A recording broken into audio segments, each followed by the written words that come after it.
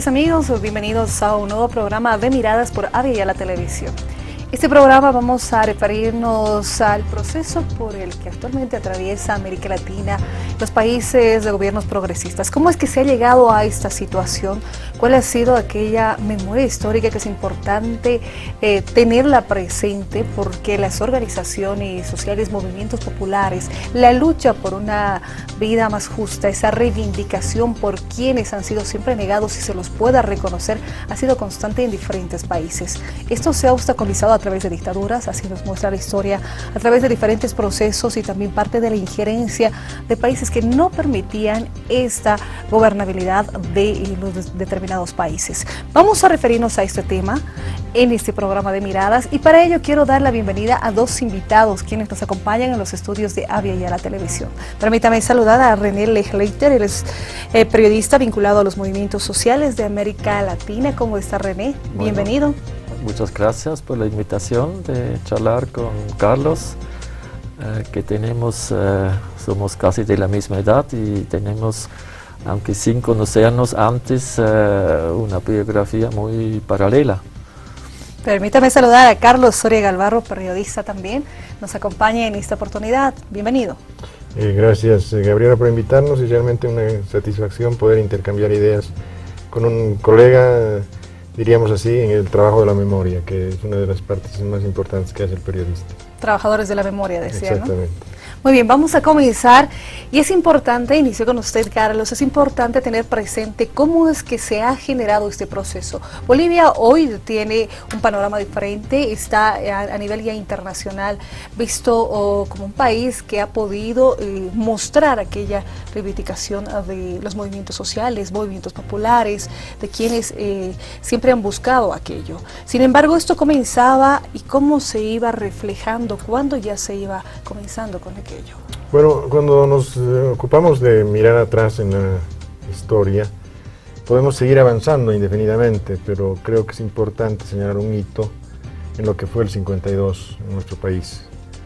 Y yo creo que hemos vivido ese proceso como de cambios importantes de la Revolución Nacional del 52 y hemos vivido también el ocaso de este proceso, el ingreso a lo que se llamó el tiempo de las cosas pequeñas, cuando el proceso empezó a decaer, sus líderes empezaron a conciliar con los poderes extranjeros, con el imperialismo, y finalmente terminó en un golpe de Estado que devolvió el poder a los militares en el año 64, como consecuencia de todo el ocaso, toda la debacle del proceso del 52. Y este cambio político significó la entrada a una especie de contrarrevolución, una especie de termidor, una especie de restauración de los viejos intereses que habían sido afectados con la revolución del 52. En cierta manera, un retorno al pasado, no en todo, pero en ciertos aspectos, ¿no? Y de ese modo es que entramos al periodo de las dictaduras militares con una suerte de incidencias que podríamos ir analizando poco a poco. Pero el cambio fundamental se da en el golpe militar, que aprovecha además de un ascenso popular que era opositor al último gobierno de Paz Tensoro, el año 64, y un golpe de Estado apoyado en esa movilización de masas que finalmente instaura esta nueva situación, que muy rápidamente se descubre como verdaderamente contraria a los intereses nacionales y tiene muy rápidamente también graves confrontaciones con el movimiento popular. Carlos, el movimiento popular estaba en su momento bien articulado. Estaba, en su momento digo, porque luego hubo, con el periodo de las dictaduras, esta persecución, ¿no? Pero existía esa convicción, esa unidad, ese interés de buscar algo, de llegar a eso que se estaba buscando, esa igualdad. Dos elementos importantes hay que señalar, ¿no?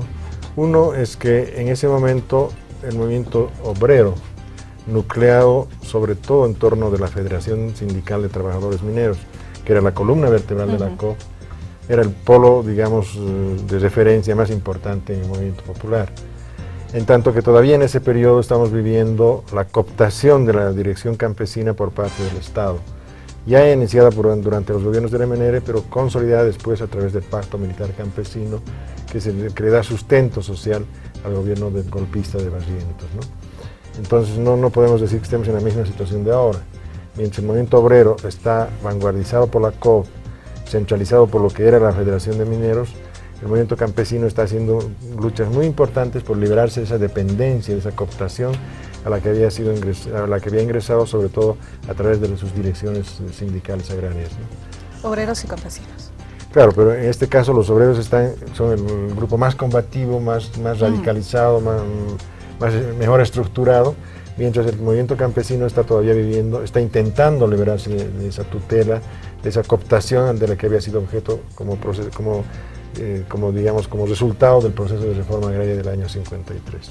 Claro, es importante tomar en cuenta esos datos. René, ¿cómo se observa este panorama también en América Latina, en los diferentes países? En Bolivia se generaba algo el 52, ¿no? Sí, por supuesto. Yo, bueno, no tengo, digamos, memoria personal a este año, estaba muy joven, pero hay que recordar que poco después del 52 en Guatemala interviene el imperialismo yanqui contra un gobierno que en cierta manera buscó lo mismo como buscaba el movimiento en 52, es decir, una reforma agraria, un mayor desarrollo propio del país y menos saqueo de la United Fruit, y ese le costó al gobierno de Arbenz el golpe y el exilio.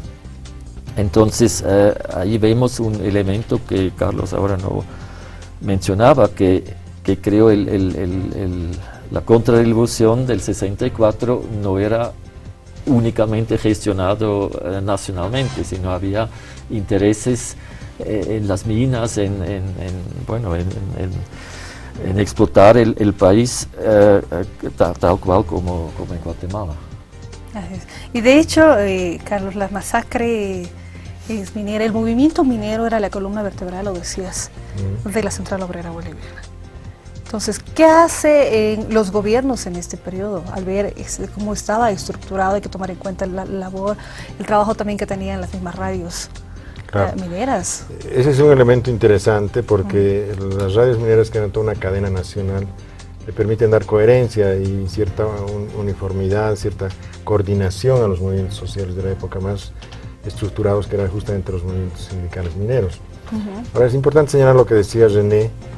La verdad es que para esas épocas el gobierno de Paz Estenssoro, el gobierno de la MND en general, hacía equilibrios entre cómo reprimir a las masas trabajadoras y cómo conciliar con los Estados Unidos. O sea que eso le permite cierto juego de cintura, en tanto que en Guatemala el gobierno de Arbenz es mucho más consecuente, directamente suscita la reacción norteamericana y la intervención de la CIA y un golpe de Estado que después se ha podido ver a través de la desclasificación de la documentación como un golpe de Estado íntegramente preparado, financiado, organizado por Estados Unidos, contra un gobierno democráticamente elegido, contra un gobierno que estaba haciendo transformaciones democráticas muy importantes. En Bolivia no ocurrió eso sino en el año 64, después de que primero intentan socavar por dentro el proceso, logrando que la dirigencia movimentista se vaya inclinando cada vez más a favor. Paz Estenssoro hace todo lo posible con mantener su relación con el Departamento de Estado, inclusive rompe relaciones con Cuba ante la presión norteamericana, pero parece que había una línea del Departamento de Estado y otra línea del Pentágono, y finalmente se impone la línea del Pentágono y se da el golpe de Estado a través del vicepresidente, que era un militar. El general aviador René Barrientos Ortuño era el vicepresidente Paz Estenssoro, y a los pocos meses de ser elegido por tercera vez Paz Estenssoro se da el golpe, y de ese modo regresan los militares al poder a iniciar este proceso que podríamos llamar de restauración de los intereses pro-oligárquicos, ¿no? René, señalabas eso, ¿no? de la intervención. Exactamente, yo quería agregar otro elemento que, si hablamos de estos años, estamos en plena Guerra Fría. O sea,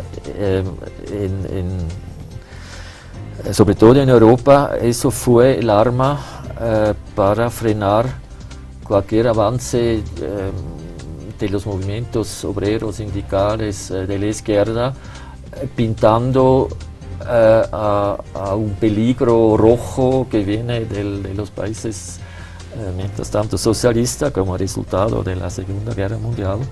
Aquí en América Latina decían la amenaza extracontinental. Ok, ahí estamos. O sea, entonces el anticomunismo, que es el arma, digamos, ideológico de la Guerra Fría, no sé cómo aquí fue, tal vez Carlos tú puedes decir algo sobre eso. O sea, cualquier movimiento que alzó la cabeza y empezó a gritar, era condenado de ser comunista, anticristiano, bueno, más fácil todavía. Así estaba dicho. Sí. Muy bien, vamos a irnos a una pausa, permítame, a una primera pausa. Al retornar seguimos con miradas, estamos recuperando esa memoria histórica, estamos hablando de este proceso que se genera y que se tiene hoy en América Latina, pero esto sin duda tuvo muchos hechos, muchos hitos que es pertinente, consideramos, tomarlos en cuenta y recordarlos a través de este análisis que se realiza. Nos vamos a una pausa y retornamos.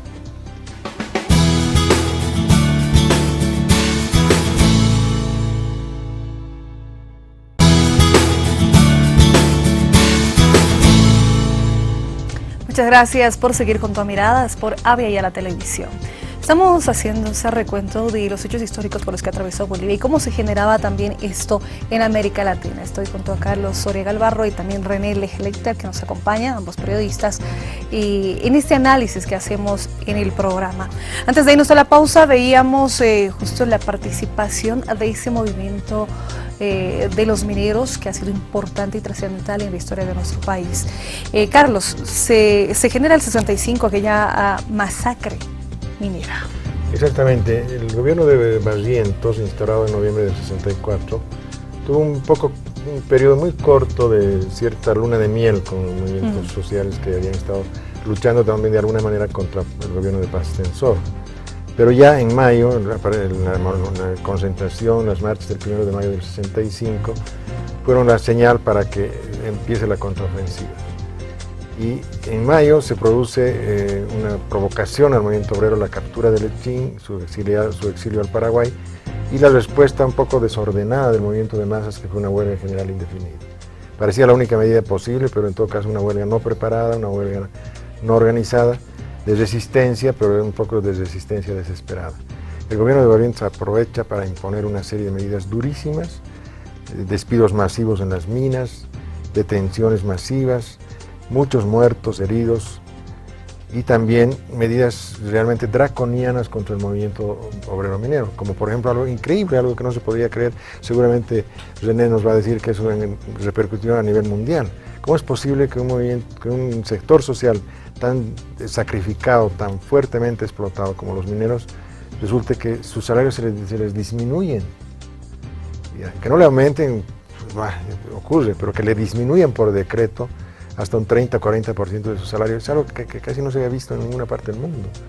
Entonces, esto ocurre en mayo, y lo que le dio lugar al escritor, pensador boliviano, ideólogo tan importante de la izquierda, Sergio Almaraz, de hablar precisamente del sistema de mayo, como este sistema de opresión, de violencia contra los movimientos sociales radicales de ese momento, que eran los mineros, y de draconianas medidas, inclusive económicas, contra su salario, y imposición de una serie de medidas para debilitar, destruir el movimiento obrero sindical minero.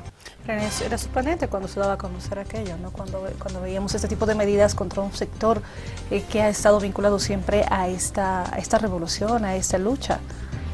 Bueno, yo quiero decir que, digamos, mirando desde Europa, este periodo para nosotros era más, la mirada era más concentrada, por un lado, a Cuba.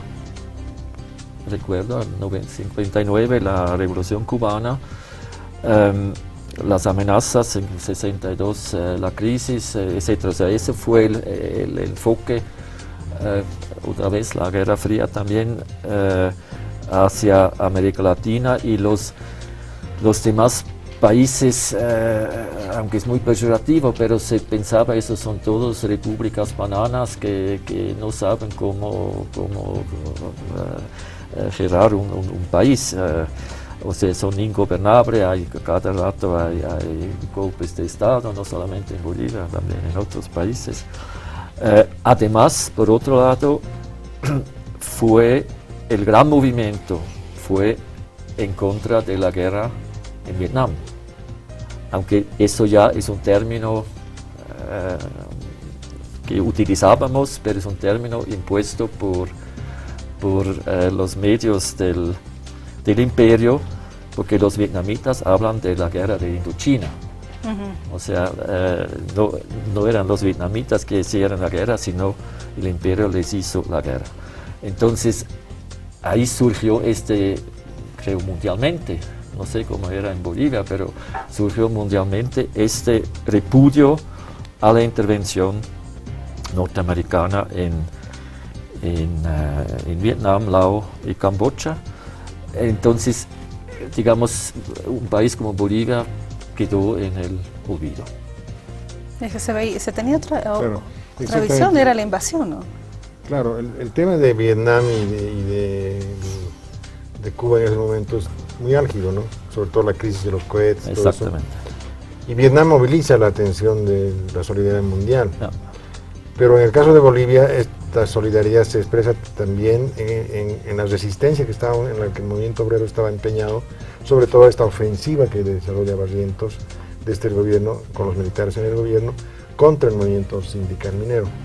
Recuerdo los jóvenes en la universidad intentábamos algunas acciones de solidaridad con Vietnam sobre todo. Hay que recordar que la intervención norteamericana en Vietnam se fue esos años justamente masificando.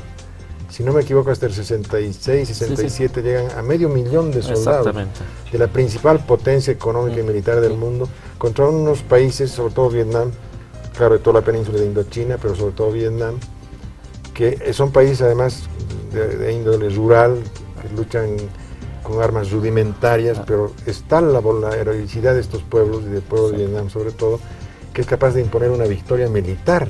Derrotan militarmente el año 75 a los Estados Unidos. Pero es bueno, es adelantarnos mucho, ¿no? Sí. Entre tanto, aquí estábamos peleando contra la represión violenta que se implantó hacia los sectores mineros, ¿no? Y la rebaja de salarios, que fue algo, seguramente yo pensaba que repercutió en todo el mundo, porque no es frecuente que se rebajen los salarios de los trabajadores. Carlos, vamos viendo ese tema, pero también otro punto. ¿Por qué? Porque tenemos que ir a hacer ese recuento de determinados hitos, ¿no? De cómo se ha ido generando, cuál es nuestra historia y qué es lo que de repente la historia convencional no la toma en cuenta de esta manera, y es importante y pertinente conocerlas. Dentro de aquello también hay que referirnos, ahí también René me iba a dar la razón, en la participación que tuvo el Che en territorio nacional, en Argentina, en Cuba, y bueno, todo ese movimiento que ha generado no solo la atención de uno, sino de muchos, sin duda. Justamente en ese contexto de que señalaba René, del bloqueo, el cerco y la agresión permanente a Cuba, y la invasión y la guerra en Vietnam, en la península Indochina, es que el Che aparece como una figura que, inclusive precisando su estrategia, dice hay que crear nuevos Vietnam, un poco para hacer eco a la solidaridad que requería Vietnam en ese momento, abrir un segundo frente, digamos, y además aliviar la presión sobre Cuba. Entonces, el año 65, mientras aquí estábamos sufriendo la ofensiva contra los trabajadores mineros, el Che Guevara desaparece del escenario público y se convierte en el hombre más buscado del mundo, un fantasma buscado por todos los servicios secretos. Solo muchos años después se ha sabido que estuvo en el Congo, que tuvo una expedición intentando apoyar a los guerrilleros que luchaban contra la intervención neocolonial en el Congo. Pero esa intervención apoyada por Cuba no tiene éxito y el Che decide venirse para estos lados. De ese modo que saltamos de los antecedentes estos del año 65, estas confrontaciones sangrientas en mayo y septiembre del 65, son el antecedente inmediato para el estallido de la guerrilla el año 67 en Bolivia y la presencia del Che en Bolivia, que es un capítulo importante que sí, eso sí tiene una repercusión mundial que seguramente en Europa la han vivido con mucha fuerza. Eso se veía, René, ¿no? Desde Sí, Europa absolutamente, se iba claro. focalizando en eso. Hay que mencionar que nos acercamos al famoso mayo 68, o sea que caracterizó toda una generación de jóvenes estudiantes, jóvenes en general en Europa, y evidentemente en las manifestaciones del 68 era Ho Chi Minh y era el Che Guevara. Vietnam. Claro, o sea, eso eran dos, Cuba y Vietnam, y el Che Guevara como símbolo de la la decisión de lucha, de entrega, o sea que personalmente que no se puede digamos, confiar que los gobiernos o los diputados electos te hacen las cosas, sino hay que tomar la historia en la propia mano. Entonces, una lema que llevamos en las manifestaciones era Che vive. O sea, el Che para nosotros no era muerto, sino su ejemplo y su visión nos movilizó en la calle, toda una generación. Así como se puede hablar de esta importante influencia del Che a nivel mundial, en lo interno se puede decir que si bien es una etapa relativamente breve y el aplastamiento de la guerrilla se da en condiciones además muy especiales, sobre el Che podríamos pasarnos hablando toda la hora, pero sintetizando podríamos decir que su asesinato en la higuera contribuye además a crear la leyenda que se está convirtiendo en una especie de mito universal del Che. Y las repercusiones directas en Bolivia significan que sectores importantes de la sociedad, especialmente los jóvenes, se radicalizan hacia la izquierda. Yo me recuerdo con mucha claridad, por ejemplo, los jóvenes cristianos, los jóvenes católicos, que eran militantemente anticomunistas antes, de pronto la imagen del Che, y sobre todo esa imagen crística que tiene ahí cuando el Che es exhibido en su cadáver, les impacta tanto que de pronto se radicalizan, se vuelven gente de izquierda y que quieren transformaciones radicales, que quieren instaurar el socialismo, etc. Es una cosa impresionante. Y los trabajadores lo mismo. Y de alguna manera, yo creo, aunque esto no es muy explícito, también los propios militares bolivianos sufren esa influencia, o sea, de alguna manera son impactados por estos acontecimientos. Y eso explicaría el surgimiento de esta corriente militar, que podríamos decir progresista, patriótica, que se expresa sobre todo en los gobiernos de Obando y de Torres. Bueno, y también, si puedo agregar, claro. Velasco Alvarado en el Perú, y por otro lado el Camilo Torres y Torrijos en Panamá. En Colombia, Torrijos en Panamá. Es que esto ha permitido esa forma, ¿no? Ese cambio, esa forma de ver la corriente de izquierda que se decía a través también de esta imagen que tenían presente por Ernesto Che Guevara. Nos vamos a ir a una pausa, tenemos que hablar al retornar todavía de ese periodo que caracteriza a Bolivia entre las dictaduras, cómo se ha ido presentando y qué ha generado después de este periodo el retorno a la democracia, pero dentro de esa misma democracia pactada, el neoliberalismo y todo aquello. Al retornar de Miradas, de la pausa en todo caso, en Miradas vamos a tocar este tema.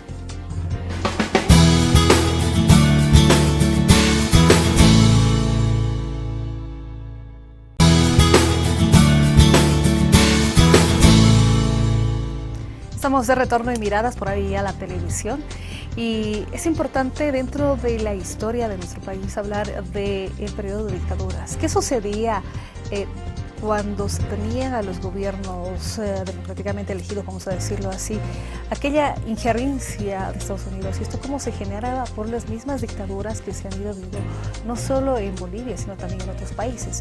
Vamos a tocar estos temas en este segmento. Como está Carlos, vamos a referirnos a este periodo que es parte de la historia de Bolivia. Exactamente. Este proceso que se vive de apertura democrática, aunque todavía no elecciones, con los gobiernos de Obando y de Torres, es cortado violentamente con la dictadura de Banzer, un golpe de Estado que unifica la parte derechista de las Fuerzas Armadas y la instauración de un régimen absolutamente represivo de carácter fascista, que lamentablemente en un primer comienzo cuenta con la complicidad del MNR y también de otro partido tradicional, la Falange Socialista Boliviana.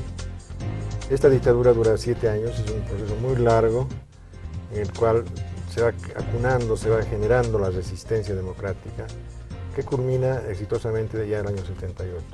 Pero lo que ocurre en Bolivia no es exclusivamente en Bolivia, es un fenómeno más o menos a nivel latinoamericano, y en los casos más expresivos de esa etapa son Chile, Argentina, Uruguay, y eso también tiene que hablar. En Chile, por ejemplo, en Argentina se daban ese tipo de procesos. ¿Qué pasaba con Salvador Allende cuando tenía ese respaldo, ¿no? de la mayoría de las personas? Bueno, tal vez hay que empezar un poquito antes de Salvador Allende. Hay que decir que el desarrollo en los distintos países latinoamericanos, claro, tiene tiene rasgos paralelos, pero también tiene rasgos muy particulares en autóctonos. determinadas secciones. Y sobre todo en Chile, en parte también en Uruguay, desde hace años este movimiento emancipatorio, porque bueno, el principal rubro era la mina del cobre, y esos ingresos se fugaron en los multinacionales, entonces había un fuerte empuje también los trabajadores del carbón, etcétera, o sea, un movimiento obrero muy bien organizado, con partidos que se referían al marxismo, tanto el Partido Comunista Chileno como el Partido Socialista, o sea, no era socialdemócrata, sino marxista. O sea, había un fuerte movimiento obrero, social, político, que presionó al gobierno de Frei, que era demócrata cristiano, ya de tomar medidas sociales. Una cierta forma de nacionalización no completa del cobre. También había la famosa, en 68, la reunión episcopal que lanzó que el principal problema de América Latina es la pobreza y que la Iglesia tiene que luchar contra la pobreza. Entonces, fue esta conjuntura que un fuerte movimiento de masas logra finalmente ganar las elecciones, aunque solamente con 34%, o sea, comparado hoy, Evo que saca más que 60%. Pero otra vez volvemos que desde los años 60 el imperialismo yanqui tenía programas que ahora son destapados, desclasificados, pero tiene un programa de impedir que Salvador Allende ganara las elecciones. Hicieron toda una serie de intervenciones, mataron al general Schneider, etcétera, pero no podían contener este avance. Y siguiendo otra cosa que creo es importante señalar, es que el golpe de Pinochet viene en el momento cuando se dan cuenta en las próximas elecciones municipales la unidad popular aumentó a 44%. O sea, a pesar de todos los huelgas y la propaganda mediática, etcétera, no logran contener este apoyo a la unidad popular, como tampoco lograron contener a Evo ni a Chávez. Y ahí se dan cuenta que con la vía electoral, con la democracia, ellos no tienen chance de contener este avance. Y eso demuestra que la democracia burguesa, que siempre dicen la libertad de prensa y todas las libertades, en el momento cuando los pueblos lo toman en sus propias manos, lo dejan caer y lo intervienen entonces con la fuerza militar. Además, para mí esto es el inicio del famoso neoliberalismo, porque los Chicago Boys, como se llamaban, porque el capitalismo entraba en cierto modo en crisis, y ellos elaboraron en Chicago este nuevo modelo que hasta hoy, ahora en Europa, están aplicando, y sabían que la aplicación del neoliberalismo solamente es posible cuando no hay resistencia obrera. Y por eso el golpe tenía... Esa era la forma de acceder, entonces, eso, cuando se veía esta unidad tenía popular. Como dos ejes, o sea, al mundo gritaron que el experimento socialista del Salvador Allende ha fracasado. No, el experimento era ni un experimento, sino era un proceso hacia el socialismo, hacia una política más social para la gente, y tenían que frenarlo con un golpe para instalar una nueva forma del capitalismo desarrollado, que era el neoliberalismo. Lo que hace a Bolivia. Carlos, eso te iba a decir, la unidad popular aumenta, se viene este tipo de circunstancias. A Estados Unidos no le conviene que se vaya generando. Pero aquí se produce una resistencia muy fuerte a la dictadura de Banzer, que tiene algunas expresiones muy importantes, como el levantamiento campesino en Cochabamba en enero del 74, que provoca una masacre.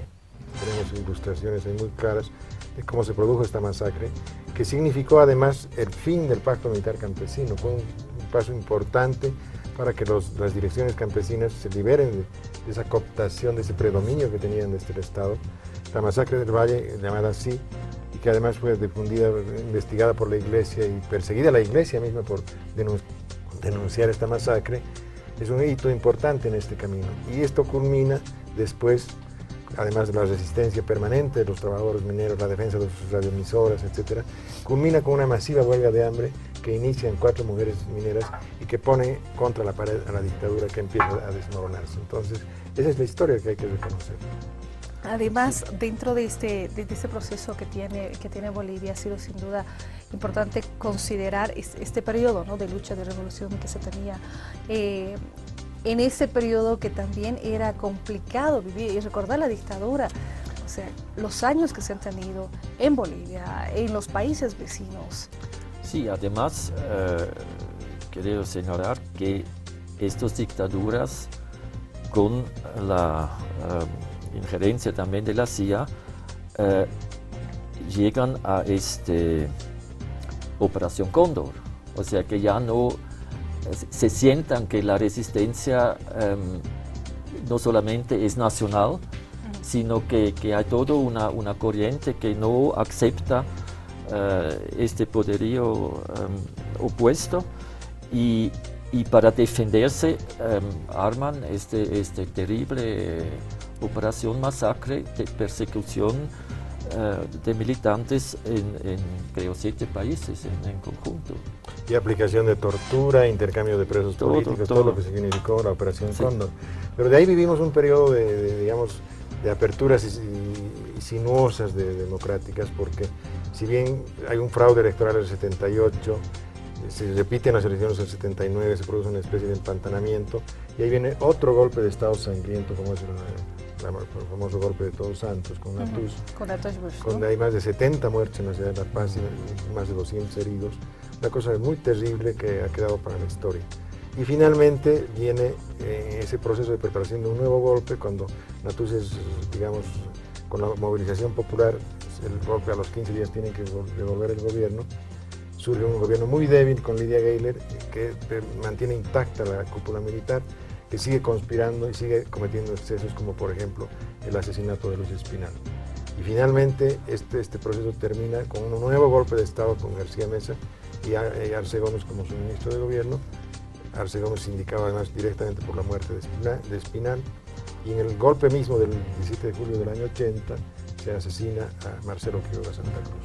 Vamos entonces en este proceso de aperturas y de cierres de la democracia que vivimos entre el 78 y el 80, donde finalmente el golpe, que pensaban durar 20 años, duraron menos de 2. Del 82 al 85. Del 80 al 82. Se viene lo de la UDP. El 82 viene la UDP amarrada a un compromiso electoral del año 80 con un parlamento mayoritariamente hostil, y una gestión también de la cual se podría hablar mucho, pero que en el fondo significó un descalabro, un fracaso muy fuerte. Aunque permítame decir,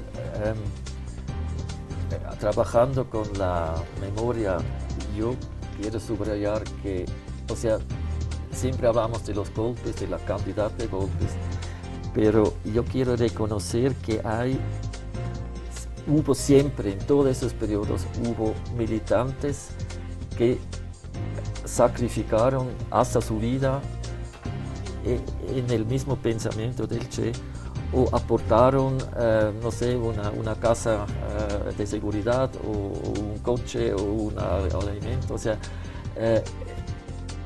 eso, o sea, la historia se escribe desde los vencedores, desde los triunfantes. Pero también quienes... Pero los que lucharon, soportaron, ¿no?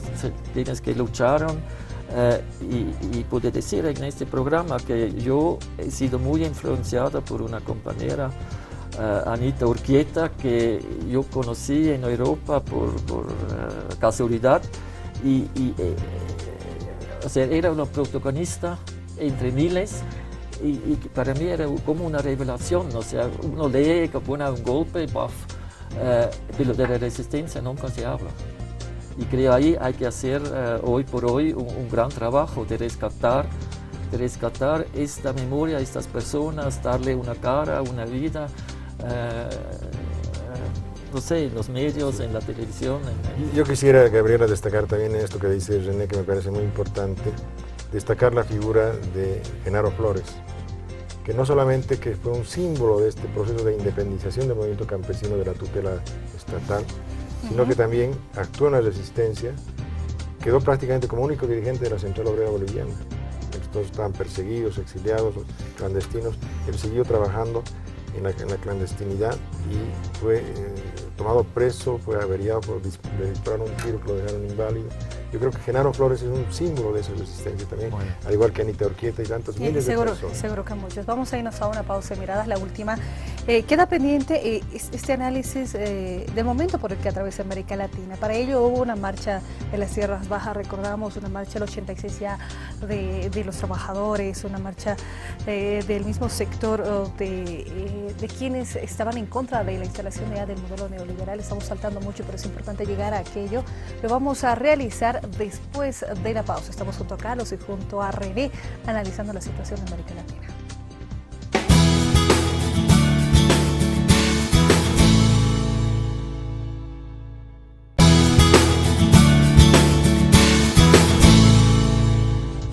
Es el último bloque del programa Miradas por Aviala Televisión. Estamos junto a Carlos Soria Galvarro y también a René Leglitter, que nos acompañan, ambos periodistas, haciendo este análisis de la situación que atraviesa América Latina y sobre todo Bolivia. Antes de irnos a la pausa decíamos, había existido muchos movimientos, pasó el periodo Carlos de la UDP entre ese éxito que tuvo y el fracaso también, pero sí se generaron muchos movimientos de diferentes sectores quienes siempre estaban negados y buscaban su participación, ¿no? Lo que yo quiero significar es que la dominación del modelo neoliberal no fue una taza de leche, hubo una resistencia permanente, ¿no? Algunos hitos importantes, tú lo has dicho, la marcha por la vida de los mineros, que fue un esfuerzo supremo, como diríamos, lo máximo que logró hacer el movimiento minero, hasta ahí llegó, el 86 en agosto, pero paralelamente hubo acciones tan importantes como la marcha del año 90 de los indígenas de Tierras Bajas, que puso de relieve la necesidad de tratar el tema interno de la etnicidad en nuestro país.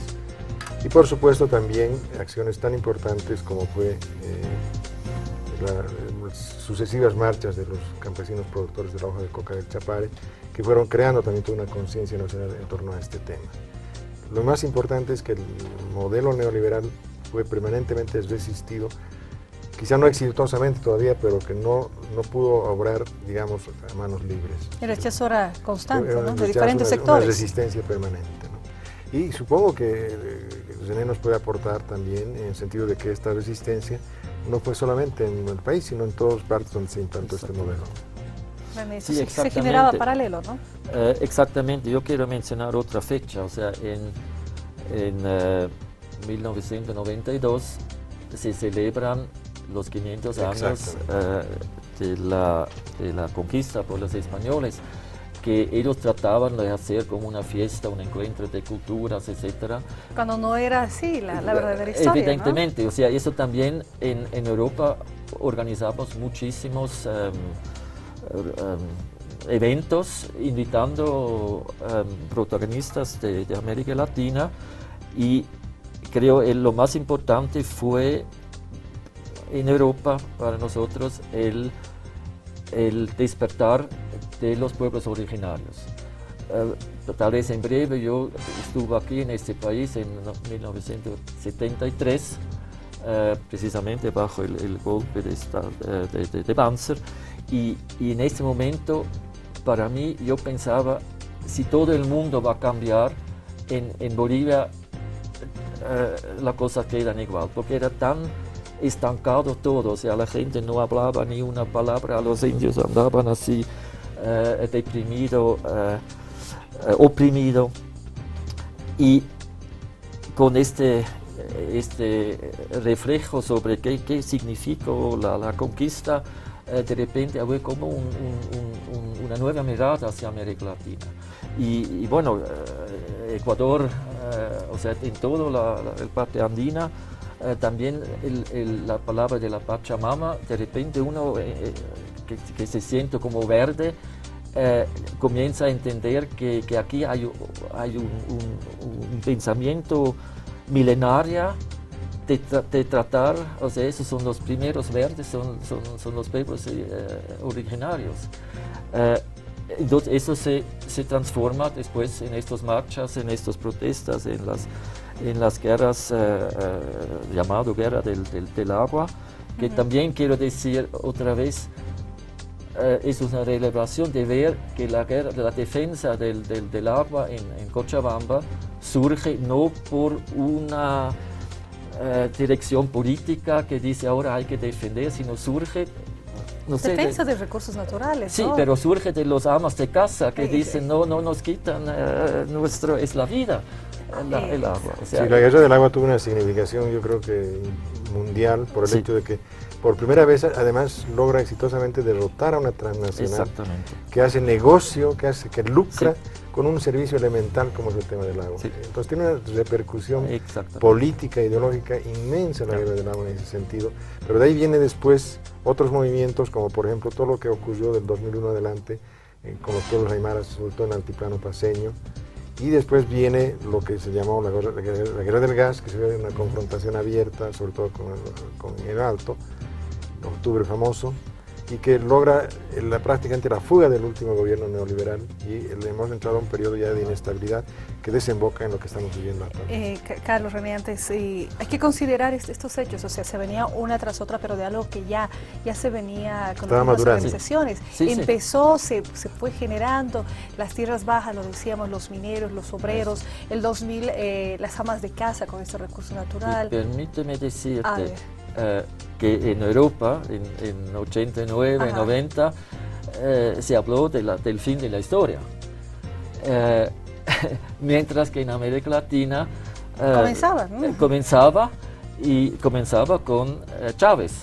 O sea, no hay que olvidar que en el norte, que aunque no es una parte con muchos pueblos originarios, pero ahí de repente un militar levanta la voz y dice aquí en este país qué pasa con nuestro petróleo. Tenemos una casi mayoría de los pueblos que viven en las favelas ahí alrededor de las autopistas de Caracas y no hacemos nada con eso. Además, en este continente el petróleo pertenece a los pueblos de América y no a los multinacionales norteamericanos. Bueno, en Venezuela se veía eso, que pasaba en Bolivia, por ejemplo, en 2003, era por el tema gas. Exactamente, se va generando una conciencia en torno a dos temas esenciales, ¿no? La defensa de los recursos naturales, que implica sobre todo hidrocarburos, gas, y además la necesidad de una transformación política que tiene que concluir en una asamblea constituyente. Y era la demanda. Creo que esa es la demanda principal, el núcleo de lo que se llamó la agenda de octubre, que surge de la lucha heroica, sobre todo en el Alto, surge con estos dos elementos principales: la defensa de los recursos naturales, básicamente gas, la Asamblea Constituyente. Y la Asamblea Constituyente, que son los elementos que ya provocan los cambios que estamos viviendo actualmente. Son el antecedente inmediato para los cambios. Eso es lo que se ha permitido, ¿no? Se ha tenido una nueva constitución política del Estado y ya se está redactando, estamos en un nuevo proceso. Y de hecho, cuando se realizan eventos, vienen delegaciones y dicen, queremos ver qué se está desarrollando en Bolivia, cómo hemos venido a aprender. Permítanme mostrarles estos criterios que tiene el ciudadano de a pie a propósito de este momento, el momento por el que atraviesa América Latina, países de los gobiernos progresistas, como se dice. ¿Qué dicen los ciudadanos de a pie a propósito de esta situación? Vamos a verla.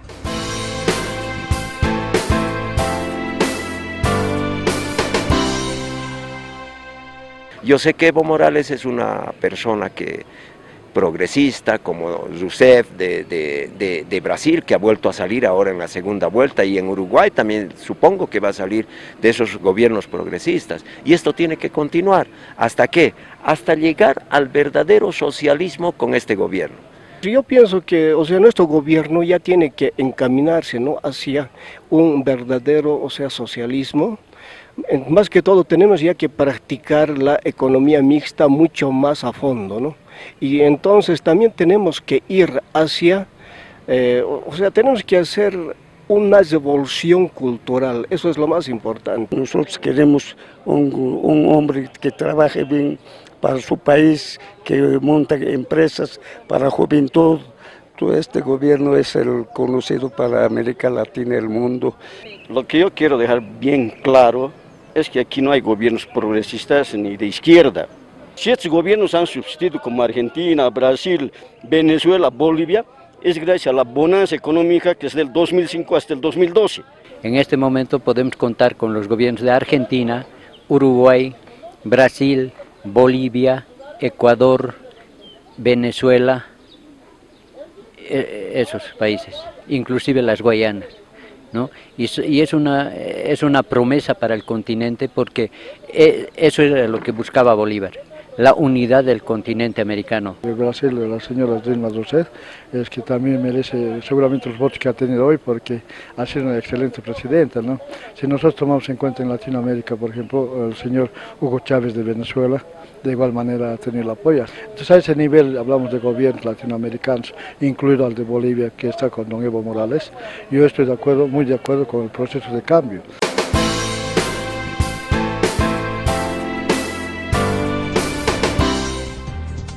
Veíamos posiciones diferentes, criterios respetados y diferentes de las personas a propósito de la situación por la que atraviesa América Latina.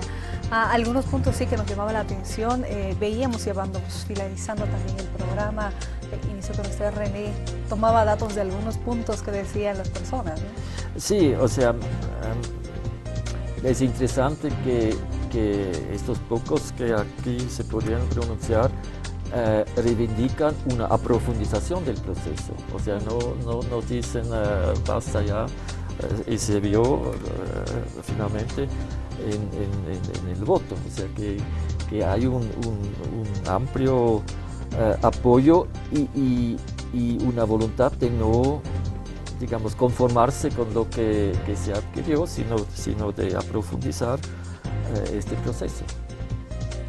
Yo también quería señalar esa cualidad en lo que piensa la gente, pero me interesaría destacar también este fenómeno tan interesante que ha ocurrido en América Latina, que muchos personajes que han participado en las luchas, inclusive de tipo violento en la década del 60, 70, ahora están en escena, ¿no? Tenemos que Pepe Mujica, que está de salida, el guerrillero que ha sido de los Tupamaros, Dilma Rousseff, que ha sido también resistente de las dictaduras, Sánchez Serén en El Salvador, por supuesto Nicaragua, que vive un proceso muy peculiar, y bueno, en el caso de Bolivia tenemos también de alguna manera a Álvaro García Linera. Entonces, no sé si me olvido de alguno, pero ese fenómeno de que los protagonistas de esa etapa anterior ahora ocupan lugares espectaculares en América Latina, ¿no? Y yo creo que en ese sentido la demanda en todas partes es que estos procesos no se estanquen, se avancen a paso seguro, no necesitan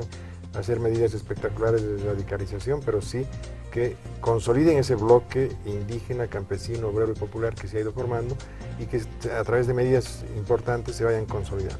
Muy bien, quiero agradecerles a ambos por habernos acompañado. A René Lechleiter, periodista vinculado, lo decíamos, a los movimientos sociales de América Latina, estos enfoques que hemos ido viendo dentro de esa comparación de la historia boliviana y también lo que sucedía en otros países. Qué gusto haber compartido con usted y espero que sea hasta una siguiente oportunidad. Sí, bueno, ojalá, veremos el año que viene. Vamos a ver cómo se genera gracias. también. Carlos, qué gusto. Y también yo muy complacido de poder aportar algunas ideas, sobre todo de una parte que de alguna manera se convierte también en vivencia personal. Todos estos procesos de alguna manera los hemos vivido y estamos en una etapa en la que podemos comentar como experiencias personales, ¿no es cierto? No solamente que nos hemos leído en los libros, nos han contado, estos procesos los hemos vivido de alguna manera. Y en América Latina se han dado estos procesos, estos movimientos de organizaciones, de obreros, de mineros, no solo en Bolivia, sino en diferentes países, hacen que hoy se tenga este escenario en América Latina que se está viendo respaldado a través del mismo voto y ahí la opinión también de los ciudadanos y queríamos compartirlos con ustedes. Este ha sido el programa Miradas. Quiero agradecer a René Lechleiter y también a Carlos Soria Galvarro que nos han acompañado estos minutos para referirnos a la situación de América Latina. Que sea hasta una siguiente oportunidad. Permiso.